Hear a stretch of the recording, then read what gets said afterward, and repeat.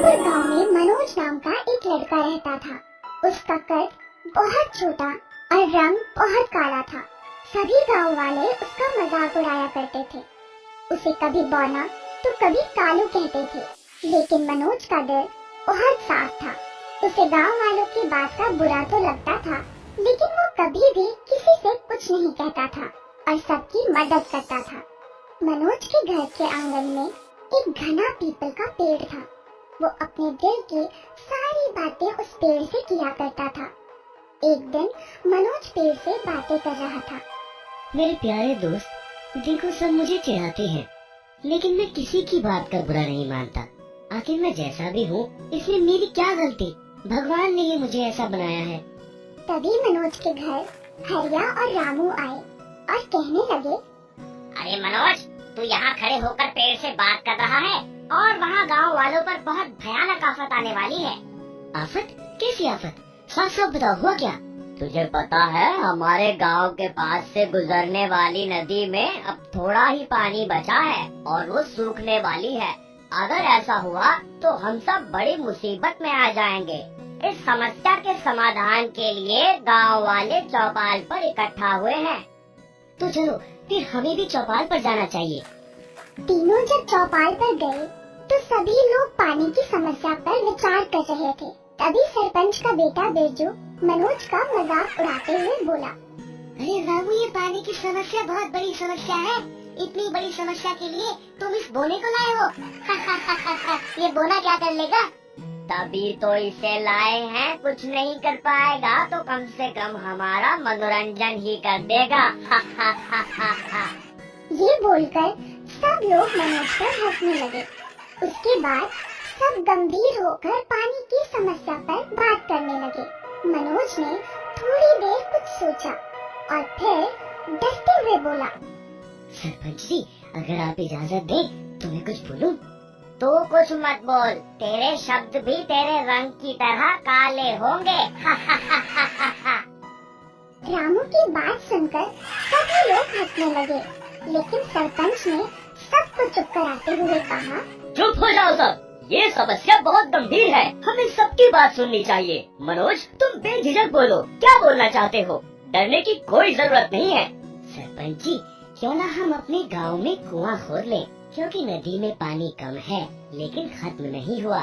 जब तक नदी में पानी है तब तक हम कुआं खोदने का काम शुरू कर देते हैं। अगर हमने ज्यादा देर की तो नदी का पानी खत्म हो जाएगा और हमें कुआं खोदने में भी समय लगेगा। मनोज की बात सभी गांव वालों को ठीक लगी। भीमे कुआं खोदने का काम शुरू कर दिया और नदी में पानी सूखने से पहले ही गांव का कुआं तैयार हो गया। अब मनोज रोज कुएं से ठंडा ठंडा पानी निकालता और पीपल के पेड़ पर डाल देता। एक दिन मनोज ने पेड़ से कहा, मेरे प्यारे पेड़, मुझे सरपंच की बेटी कमला बहुत अच्छी लगती है। मैं उससे शादी करना चाहता हूँ, लेकिन डरता हूँ कि कहीं उसने मेरे छोटे कद और काले रंग को लेकर मुझसे शादी के लिए मना कर दिया तो। लेकिन मैं ये बात अपने दिल में ही रखूं, ये भी तो ठीक नहीं है। इसलिए कल मैं उससे अपने दिल की सारी बात बोल दूंगा। अगले दिन मनोज कमला के पास गया और उससे अपने दिल की सारी बात कह दी। कमला ने मनोज का मजाक उड़ाते हुए कहा, शादी और वो भी तुमसे। कभी अपनी शक्ल देखी है आईने में? तेरे रंग से साफ तो मेरे बालों का रंग है और अपना कद तो देख रहा।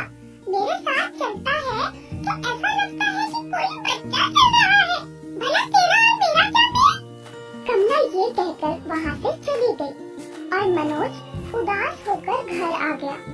यूं तो मनोज को सारा गांव परेशान करता था, लेकिन मनोज ने कभी किसी की बात का बुरा नहीं माना। लेकिन कमला की कही एक एक बात उसके सीने में तीर की तरह चुभ रही थी। वो काफी देर तक पेड़ के नीचे बैठकर रोता रहा। लेकिन जब आधी रात हुई तो अचानक तेज हवाएं चलने लगी, बिजली कड़कने लगी। उसी किसी की आवाज आई, मनोज। मनोज ने घबराकर इधर उधर देखते हुए बोला, कौन है? कौन है? कौन है?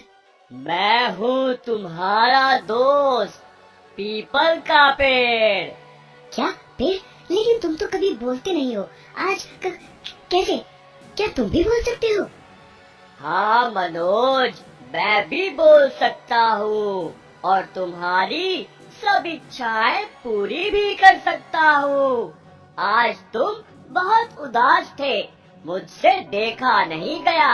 आज मैं तुम्हें एक बहुत अच्छा उपहार दूंगा। उपहार? कैसा उपहार?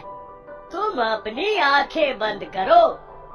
मनोज ने अपनी आंखें बंद कर ली और पेड़ ने कहा, चल जाए अब मेरा जादू, ना रहे बोना ना रहे कालू, हो जाए तेरी इच्छा पूरी, मिल जाए तुझे वो सुंदरी, गरीबी तुझसे भागे दूर, बन जाए तू सबसे अमीर।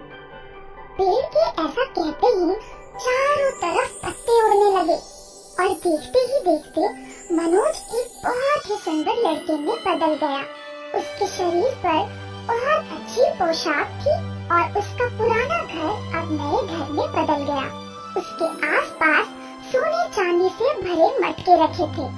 मनोज वो सब देखकर बहुत खुश हुआ और पेड़ से बोला, मेरे दोस्त, तुमने मेरे ऊपर बहुत कृपा की है। तुम्हारा एहसान मैं कैसे चुकाऊंगा? नहीं मनोज, मैंने तुम्हारे ऊपर कोई एहसान नहीं किया है, बल्कि तुम हमेशा से मेरा बहुत ख्याल रखते आ रहे हो। मैं आज जो इतना हरा भरा हूँ, सिर्फ तुम्हारी वजह से हूँ। तुम बहुत अच्छे इंसान हो, तुम सबकी मदद करते हो, तुम्हारा दिल बहुत साफ है, अब तुम्हें कोई परेशान नहीं करेगा। उस दिन के बाद ऐसा ही हुआ। सभी लोग मनोज से प्यार करने लगे, अपने बर्ताव के लिए मनोज से माफी मांगने लगे और कमला ने भी मनोज से माफी मांगी और उसके